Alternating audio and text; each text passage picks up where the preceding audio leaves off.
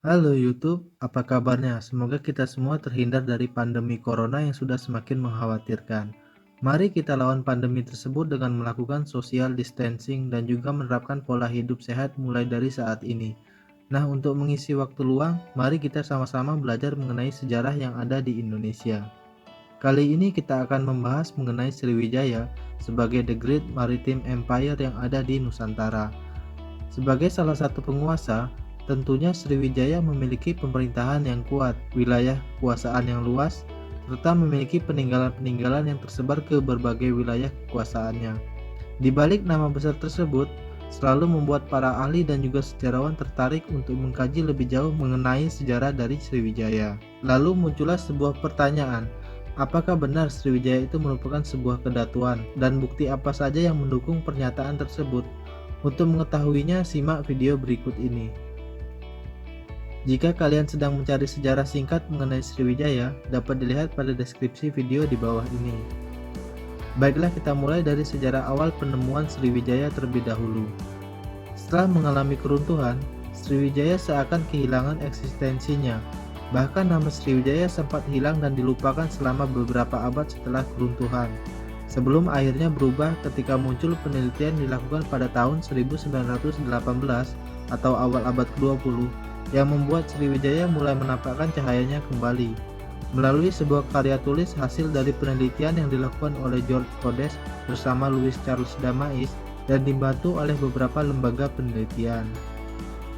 Pernyataan mengenai kerajaan Sriwijaya yang umumnya kita ketahui saat ini sebenarnya lahir dari pernyataan George Codes melalui hasil penelitian yang sudah dipercaya selama kurang lebih 102 tahun. Julukan The Great Maritime Empire tentunya bukan isapan jempol belaka, karena Sriwijaya memiliki banyak sekali nama seperti Sriwijaya, Srivisaya, Srivivosi, Vosi, Sanfoki, Sribohoja, Sribuza, Zabak, Zabat, Siwicai, dan juga Suwarna Bumi, yang sebenarnya merupakan penamaan bagi suatu kekuasaan yang ada di wilayah Sumatera bagian selatan, yaitu Sriwijaya. Hal ini tentu saja menjelaskan betapa besar dan megahnya Sriwijaya pada masa kejayaannya hingga dikenal luas dengan berbagai macam julukan. Melalui karya tulis pertamanya yang berjudul Loriahme de Sriwijaya membuat dunia tersentak, dan sejak saat itu awal mula nama Sriwijaya dikenal kembali hingga saat ini. Kilas balik mengenai awal mula dikenalnya Sriwijaya.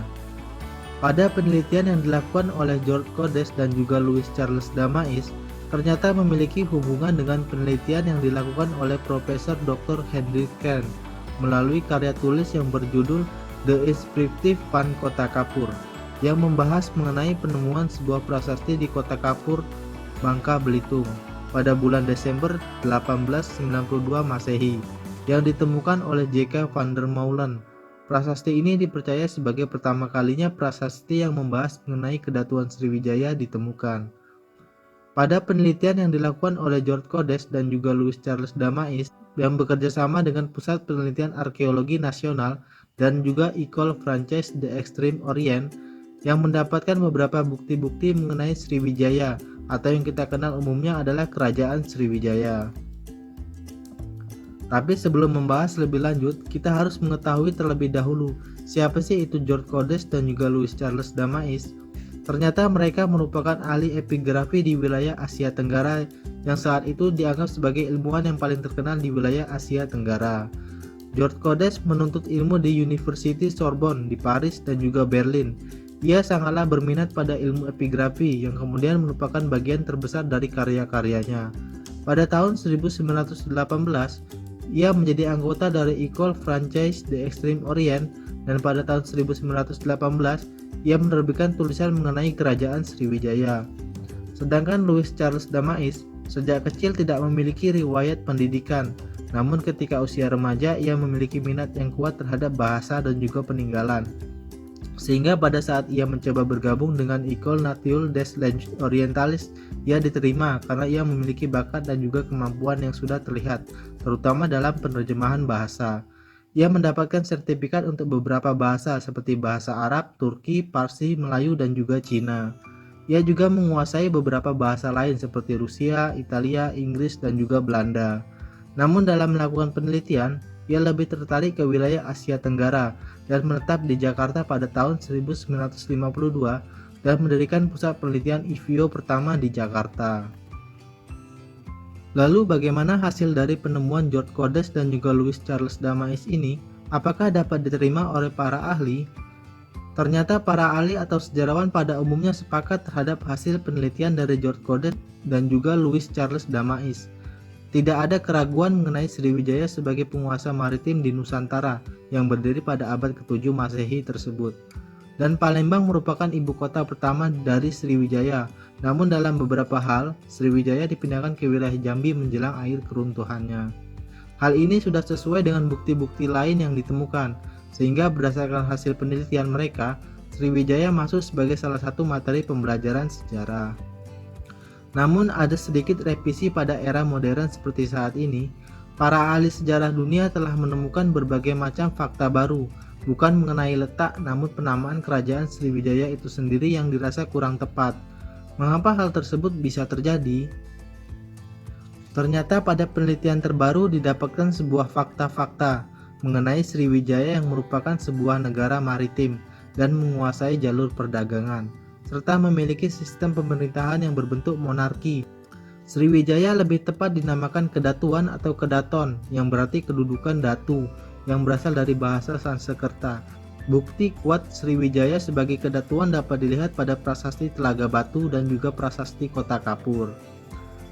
Hal ini sesuai dengan hasil penelitian dari Bambang Budi Utomo sebagai arkeolog senior yang telah melakukan penelitian mengenai Sriwijaya sejak tahun 1992. Ia menyatakan bahwa Sriwijaya merupakan satu-satunya kerajaan yang memiliki akte kelahiran. Hal tersebut dapat dilihat pada prasasti Kedukan Bukit, serta dijelaskan mengenai Sriwijaya yang telah memiliki sistem pemerintahan sendiri.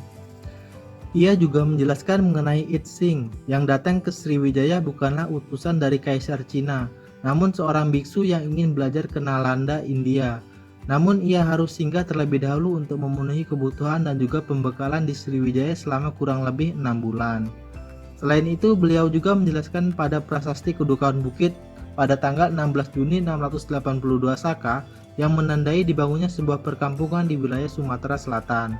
Kemudian pada prasasti Talang Tuo tertanggal 23 Maret 684 Saka yang menandai dibangunnya Taman Sri Kesetra, dan juga pada prasasti Telaga Batu yang menandai pejabat-pejabat di Kedatuan Sriwijaya yang disumpah.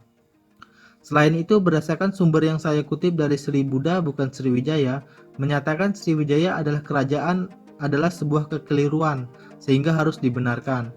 Hal inilah yang menyebabkan mengapa Sriwijaya banyak sekali versi yang menyatakan bahwa ibu kota Sriwijaya itu ada di Palembang, ada Jambi, hingga perbatasan antara Malaysia dan juga Thailand. Pendapat tersebut diperkuat berdasarkan hasil dari penelitian catatan Itsing yang menyatakan Sriwijaya sebagai Kuo. Kuo yang berarti sebagai suatu kelompok masyarakat yang telah memiliki pemimpin dan aturan sendiri.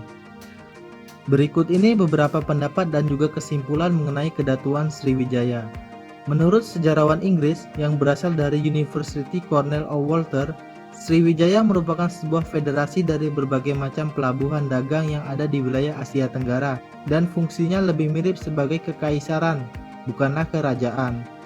Sedangkan menurut Hermann Kulch, seorang sejarawan asal Jerman, mengemukakan bahwa Sriwijaya merupakan suatu bentuk kekuasaan yang unik dan juga khas di Asia Tenggara, serta disebutkan sebagai kedatuan bukan kerajaan yang dipimpin oleh pemimpin Melayu yang berhasil memperluas kekuasaannya lebih daripada wilayah yang ia kuasai, sehingga banyak wilayah yang tergabung ke dalam kedatuannya tersebut.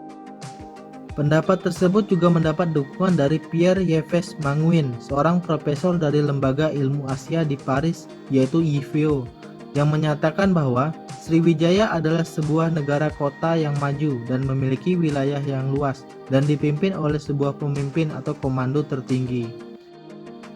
Kemudian dilanjutkan oleh Kasparis sebagai ahli bahasa kuno yang menyatakan berdasarkan hasil penelitiannya di prasasti Telaga Batu yang mengutip kata haluan yang berarti menyatakan sebagai suatu tempat di mana terdapat sebuah hubungan antara penguasa dan juga wilayah tahlukannya. Selain itu, Kasparis juga menyebutkan kata kedatuan sebagai bentuk kekaisaran dan bukanlah sebuah kerajaan.